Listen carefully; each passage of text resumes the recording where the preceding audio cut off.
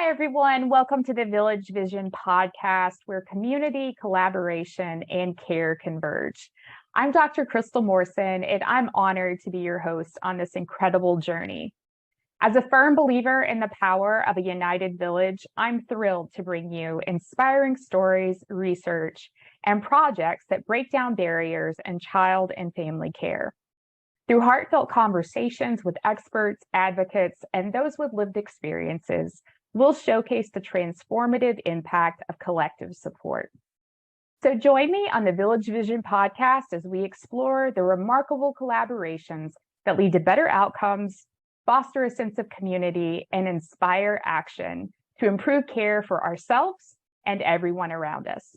And, one of the things you and I talked about before is some of the things that were going on for you, just this tremendous grief associated with loss of identity and loss of your high school years. Talk a little bit about that and how traumatic brain injury can impact a young man, a teenager at that stage in life. Yeah. So for me, right, and every person who sustains a TBI, every TBI is different as well, right? But for me, it was going from this super high functioning independent person who now needed somebody to, walk them to the bathroom. Right. Because that level of coordination, the strength, the stamina, right, is not there. From somebody who could do a full day of school easy, right, and still have attentional capacities to I could do 2 classes a day my senior year, but then I would go home and take a 2 or 3 hour nap. Right. So that fatigue level associated with traumatic brain injuries is huge. And then the grief and loss identity shifts really start to come in when you're like, okay, my friends are hanging out Friday, Saturday nights at bonfire, but I'm in bed by 7 or 8. Right. And then you hear all these stories Monday at school, and you're not part of that. You're not part of that social network, not because they've excluded you out of intention. And you alluded to that just a bit ago, and I'm sure there were teachers and coaches and extended family members, but who were some of those people that were part of your support system at that time that helped you recover? Yeah. I will say that there was a handful of people. So one being the person I was in the accident with. So it was just a single car accident rollover. And without his quick action of calling EMS, and then also calling his mom, who was a nurse or is a nurse, she reoriented the EMS providers from a lower level trauma hospital to a higher trauma level hospital, which probably saved my life, right? Wow. So those are 2 people right off the bat, I love to acknowledge. Obviously my family being there through the ICU, inpatient, and then also I'll tie them back in and once I'm at home and stuff, and the care that they gave me, but also my speech therapist. So I had one that was in the ICU. My work in terms of my private practice was initially just geared around as like, okay, we have a growing community ourselves. We need to support them.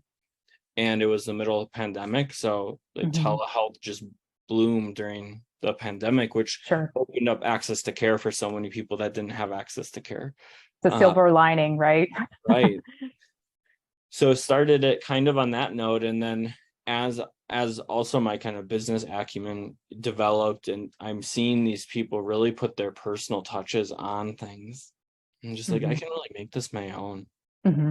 So then let's focus on the mental health component, the trauma component, and also that TBI piece, and whatever intersection, or maybe there is no intersection, but there's something there. And that's kind of how Revitalize Mental Health really came to be, this provider of therapy services. And it makes complete sense, right? As somebody who's going through a TBI and you have that personal experience, it's not just about the physical injury, but it's about the entire shift in your identity and the grief and loss associated with losing your identity and not physically being able to do the things you were previously. I mean, there's so much that is necessary from a mental health perspective as part of the healing, right? On the person or persons that are coming through, as well as what level of TBI they have, what severity, because they're also unique. The things that I've seen, as well as what I've experienced, right, are challenges around like impulse control, thought perseveration. Thought. I'm struggling with that word right now. That's fine.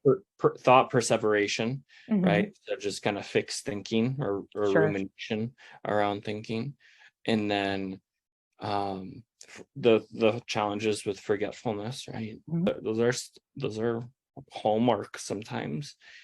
There's also irritability, anger, like very quick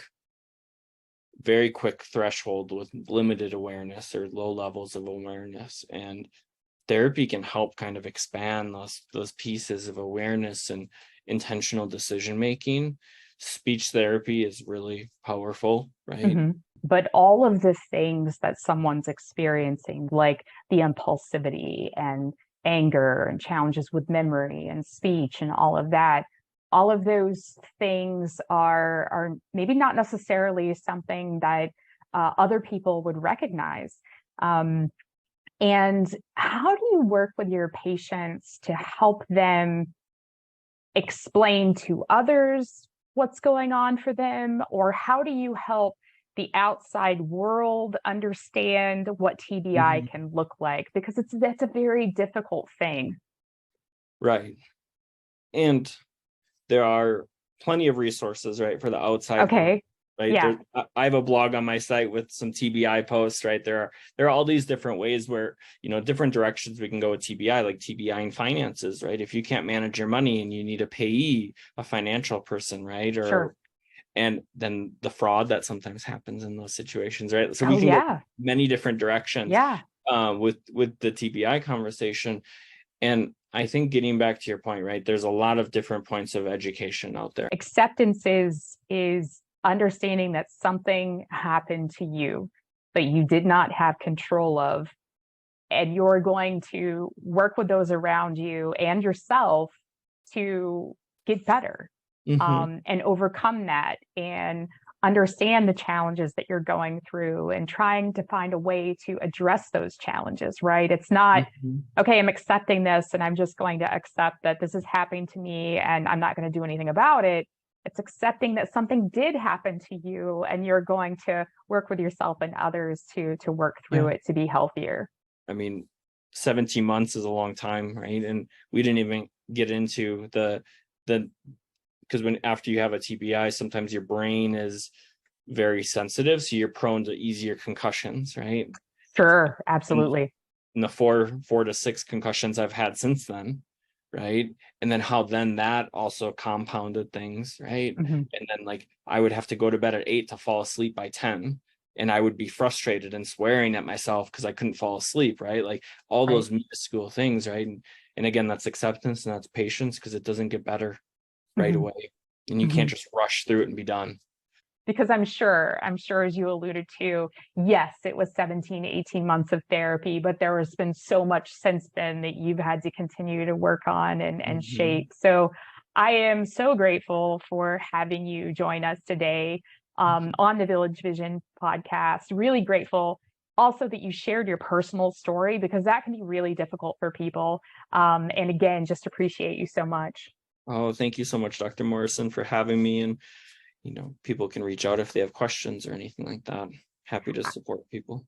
Absolutely. And we're going to include all of Daniel's contact information in the show notes, his website at Revitalize Health. He mentioned, of course, that he does have a blog and there's lots of other support resources. So you'll be able to find him in his contact information in our show notes. But for today, thank you so much. So thank you for joining us on this episode of the Village Vision podcast. I hope you found inspiration and valuable insights from our conversation today. I know I did. If you enjoyed today's episode, please subscribe, rate, leave a review, and share. And thank you so much for being a part of the Village Vision podcast. Take care, and let's keep shining a light on the power of community, collaboration, and care. Thank you.